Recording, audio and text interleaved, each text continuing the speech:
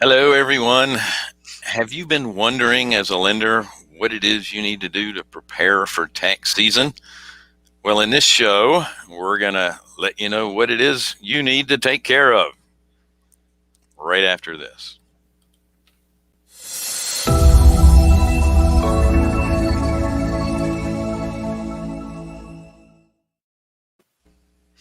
Hi, everyone. I'm Bill Fairman. This is Wendy Sweet and Jonathan Davis. We are your hostesses with the mostesses for the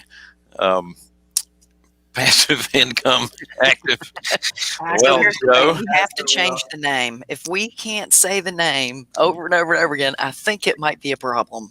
No, it's How only a many drinks problem have you for had me. in the Admirals Club?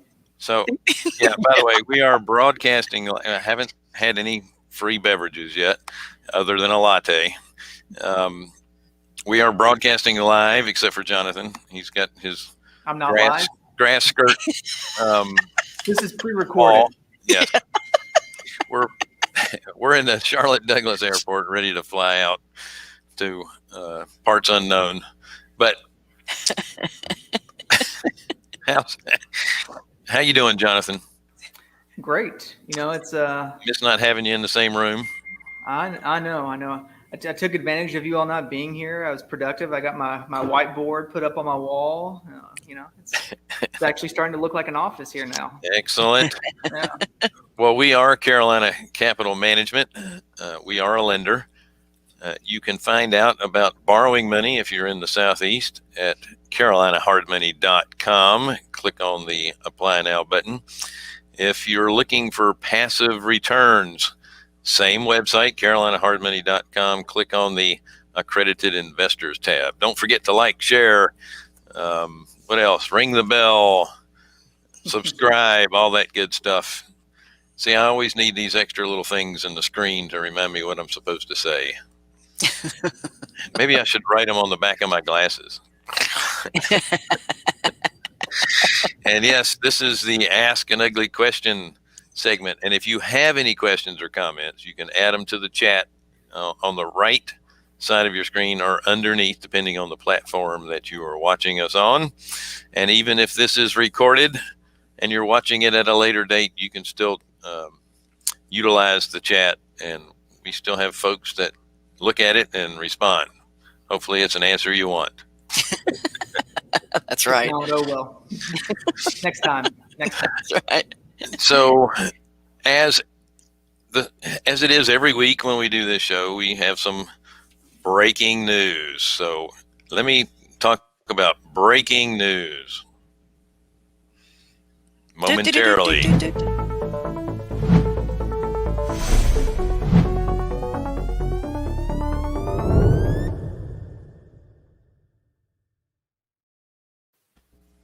This just in. And we're back. All right. So, the jobless claims were in again this week. And while they're still high in the 900,000 range, they were still below expectations. So they expected 100 or 910,000. They came in just slightly above 900,000. It's still high, no matter what you say. Yeah. Continuing claims still a little over 5 million.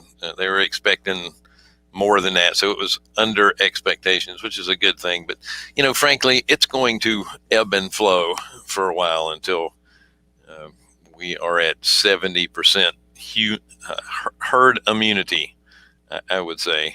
And then even then, you're going to have people that are still going to be kind of afraid to go out and do things like they used to. The world obviously is changing, and the one thing I can say is that we all have pretty short memories. So in a couple of years, everybody will be back to going out and doing stuff like they normally did. Oh, I hope it won't even take a couple of years. If they they may not have the money to do it, but they'll be out. Yeah. Well, on the bright side, if you are looking for a job, construction companies are hiring as many people as they can. They are hurting right now for people, for bodies. Yeah. That said, housing starts were, I think it was a million $600,000. They were expecting $1,500,000. So it was above expectations. And then permits were above expectations as well for the upcoming construction that's going on. And yes, now is a great time to be in one of the trades. I'm telling you right now, if you're entrepreneurial at all and you want to be an electrician or a plumber or a welder, HVAC person, A house flipper, and you want to learn how to do some of the work yourself. I can help. That's what we do. We can really help you get a little deeper into what you're doing. And what's really on my mind is what is going to happen to the sectors that are not doing well, like commercial office space. That's a sector that they're going to have to find a new use for those buildings. And I'm really interested in seeing what they're planning on doing with these buildings. Some of them are turning them into housing facilities. And Jonathan, what are you hearing? Well, I mean, we're seeing a lot of office buildings out there trading around or trying to be traded around. And some of them are arm's length, some of them are not arm's length. There's already REO commercial buildings that are out there being sold by banks or whomever took them back. I mean, that's the issue. It's, will office jobs go away? No, absolutely not. Will it look the same as it did 2 years ago? No, absolutely not. So trying to figure out what that looks like, if you have a 400 office unit building, like what does that look like in 2021, 2022? I can speculate, but we don't know. I mean, do you convert some of it to downstairs retail, or I mean, there's a lot of guys that I know that are taking warehouse and old, or not old, but just office space that's no longer being used, and they are subdividing it into individual offices and leasing that out to people who are working from home, but maybe their home conditions aren't conducive to answering phone calls or thinking with maybe some kids around or dogs or whatever it is. So they're leasing out that space, and I've seen some success in that. It's going to be creative, and it's going to have to be creative because no one has the answer right now. Well, one of the things that's already happening is that we'll call them your larger corporations, global type multinationals, where they had the big giant headquarters in, say, New York City. They don't need all that space anymore. And what you're going to see is that they're going to have remote offices in more bedroom community type areas. So you're going to see more office space being built or utilized in, let's say, for example, we'll just talk about Charlotte. Charlotte has several different areas around town where they have commercial office space in a community that's surrounded, golf courses, multifamily, single family housing all around it. It's like a little small township inside of the city, but out more into the suburbs of the city. I think you're going to see a lot more of that, where they don't need the larger space, and not all the employees in that area even need to be in there at the same time, so they can kind of share that space. You're seeing a lot of, I guess, suburbanization of office buildings. Would you rather have a 2,000 square foot office building in, we'll use local here, Concord, or would you pay 4,000 square foot in downtown Charlotte? Well, of course, you're going to do 2,000 square feet in Concord. It's going to cost you, I don't know, a fraction of the price. And like you said, I mean, you only have to have a couple employees in at a time, whoever is essential or however you designate that breakup throughout the week. Excellent. Well, Wendy and I are at the airport because we are flying to Dallas to participate in a mastermind. Jonathan is going to join us in that same mastermind, but he's going to be doing it virtually. And just to give you guys a heads up, occasionally I'm going to be doing this because the screen keeps freezing because we're having to use the airport Wi-Fi. So, um, uh, anyway, there's your heads up. I'll tell you what's really neat too is there's nobody here. The airport is still just as empty as it could possibly be. I was going to say, it sounds very quiet there. Oh, it is. It is. And I mean, yeah, I had nobody in front of me to get through security. Not one person. Yeah, I was the only person in the pre-check line. It's just crazy. And we both got upgraded to first class, which is really nice. You know, I'll take that. So now instead of bringing a sandwich, they'll hand me a sandwich. Yeah, but you have to eat it through your mask. Yeah. But it's we see all the unemployment statistics going out, and what's really got me concerned is the sectors that are going to suffer, and I don't see how they're going to come back. The airlines, any kind of travel and tourism, the hotels are hurting, rental cars.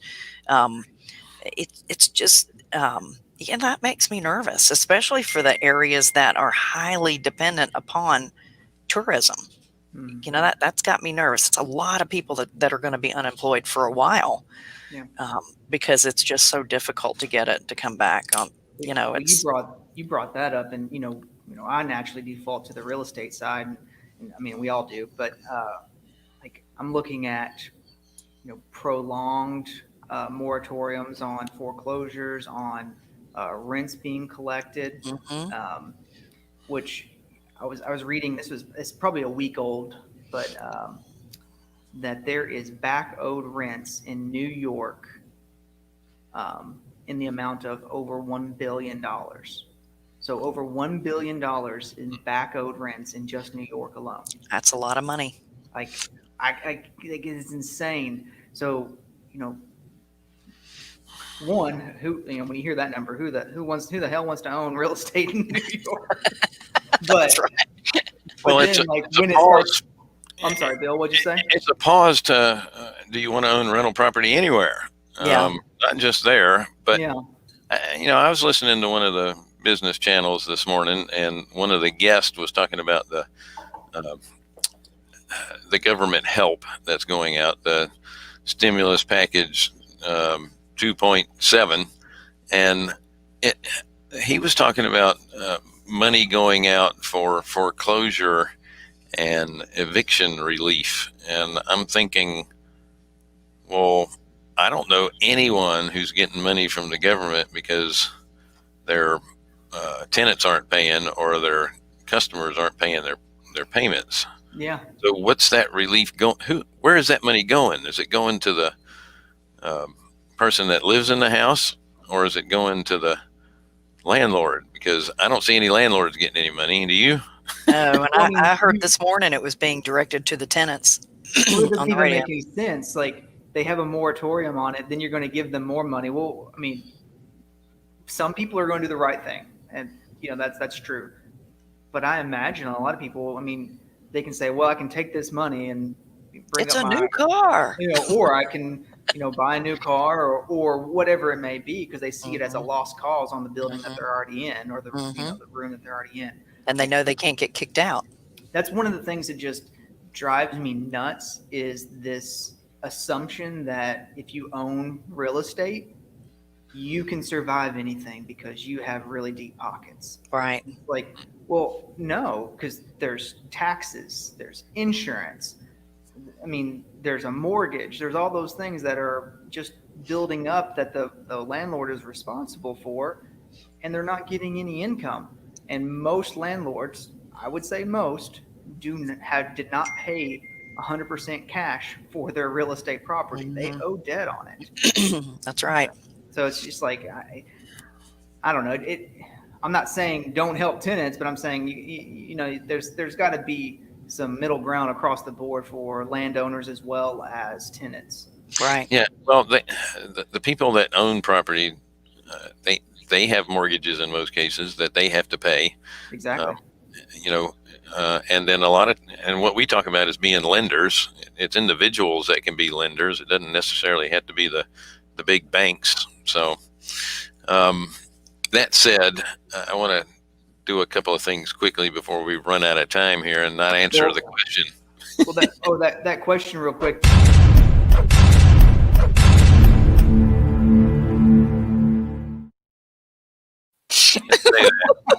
That question that Scott don't touch the button. Don't owners have better equity than 2008?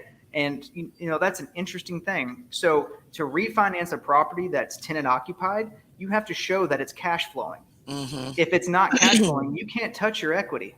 Right. Like if the tenant's not paying, there's no refinance. Then there's no equity that you can pull out. So equity doesn't make the payments, does it? Yeah, and it's a catch-22. You can't do anything there. Yeah. Yeah, but to answer your question, Scott, yes, there's a lot more equity than there used to because prices keep going up. But the only thing you can do with that equity is sell, and that's assuming somebody wants to buy a property that's not cash flowing because the tenant's not paying, and you can't get them out because there's a moratorium. Sounds like that's a market I want to buy right into. So we just did a loan for a guy who had a tenant in it when he bought the house, and he served him an eviction notice so he could, rehab it. And the guy's not moving, and there's nothing he can do about it right now. See, but now there's opportunity. If you're going to buy rental property, turn it into short-term rental where you don't have leases, where it's Airbnb, where you're or VRBO or whatever you want to call it, vacation rentals. You don't have to worry about evicting a tenant because there's no lease. Right. Assuming there's no squatters' rights in that state. So yeah, be very careful with the regulations in each state that you do this in. Yeah. All right, let's get to our question because we've only got a few minutes left now. As a lender, what documentation or what is it you need reporting-wise for tax season? Well, here's my first answer on anything having to do with taxes. Consult a professional tax person. Don't ask me. And here's the second part. Do you service the loan yourself or do you have a sub-servicer? Because that'll determine whether you have to do anything or not. Yeah, if you're the lender yourself, you have to provide a 1098-I to your borrower. So essentially what you're doing is letting that borrower know how much interest they paid. If you service your loan, yeah. Yeah, if you're the lender and you're servicing the loan, you have to give them a 1098-I so they can deduct the interest that they paid that year, or at least be informed. And then that same amount has to be put on a 1099 as income to you as the lender. And those two better match up at the IRS or there might be some issues. So if you're doing a 1098 and a 1099, make sure the numbers add up. Yep. If those forms are free on irs.gov, those forms. Yeah. And if you're in a fund that lends, typically you don't have to worry about any of that. You're just going to get a K1 sent to you. You're an equity owner and you're not. Yeah, unless you're a debt investor, meaning you're lending the fund money. So if you're in it as a debt investor, you're going to get a 1099. If you're an equity partner in a lending fund, you're going to get a K1 because you're a partner in the lending business, so to speak. But once again, I'm not a tax professional. Consult your tax professional, and you better hurry up because they're about to be so busy they don't want to take any phone calls. Yeah, you're right. And especially when they're constantly changing things. All right, I want to touch on a couple of things before we wrap this up. Number one, we are going to be speaking at the 2021 Cash Flow Expo. There's a link here in the comments that you can click on and go register for the Cash Flow Expo. I don't have it right in front of me, but there's typically 25 to 30 speakers and all different realms of real estate, and it's really about cash flow. And they're all awesome. It's a 2-day event, February 18th through the 20th, and the tickets are really inexpensive. And then you also have the opportunity to upgrade your tickets to get all the recordings as well, because it's 2 days. It's hard to commit to 2 full days. Yeah, it's like under $100 to get a ticket. It's yeah. If you're actually, the under 100 also includes the recordings. So that's amazing. That's a heck of a deal. That's about the least expensive education you can get. That's exactly in the comfort of your own home. That's right. Last year's there were, I believe, there were 25,000 attendees. I think that's what it was. For that big. event. So they do a great service. Jonathan, you got anything to add before we get to our next show? No. I mean, just if make sure you know your loan. If we go back to the question, if you defer the interest to the payoff of the loan, you don't have to provide anything. If you collected interest over $600, talk with your CPA, but you're going to have to provide 1098, 1099. I wanted to mention. Go ahead. If you had to modify the loan during the year too, keep that in mind. Just don't add 12 months worth of payments together and come up with a number. If you modified the loan or deferred the 3 months of the payments because of COVID, remember that too. Also, modification fees, extension fees, any other kind of fees, talk with your CPA. Some, all, or maybe none will have to be included in those numbers. That's right. Good point. And you'll notice that your CPA might have different answers to that question too. It really depends on what they think is gray or not. I also wanted to mention in the very beginning, there's a gentleman by the name of Don that mentioned he has signed up for my Wednesday with Wendy, and I just wanted to, we've got a link here. It's also in the chat. If you'd like to talk for an hour, I'm giving away time every Wednesday. I tithe my time. There's Don's message there. I'd love for you to book with me. We can talk about whatever type of real estate you want to talk about. And if I can't help you, I can hook you up with people who can. Just want to share the knowledge and give back. So thank you for doing that, Don. I look forward to meeting with you. And oh, by the way, if you book time with Wendy, make sure you show up. That's nice. She's doing this for free. She's just giving of her time, and she's a very busy person. And it's after getting several reminders, if you don't show up, that's just rude. Yeah. Anyway, sorry, we got an announcement in the background. Ending this on a nice note, and yes, they're looking for me. You can tell by the announcements in the back. Quick hide. So there's a link for our next show. It will begin in approximately 5 minutes. So I hope to see you there. Don't forget, we are Carolina Capital Management. Our website is carolinahardmoney.com. If you are a borrower and you're looking to borrow money in the Southeast, click on the Apply Now tab. If you're an investor looking for passive returns, then click on the Accredited Investor tab. Don't forget to like, share, subscribe, ring the bell, all that good stuff. And again, if you have any additional comments or questions, leave them over there in the chat. Look forward to seeing you either next week or in the next 5 minutes. Have a great day.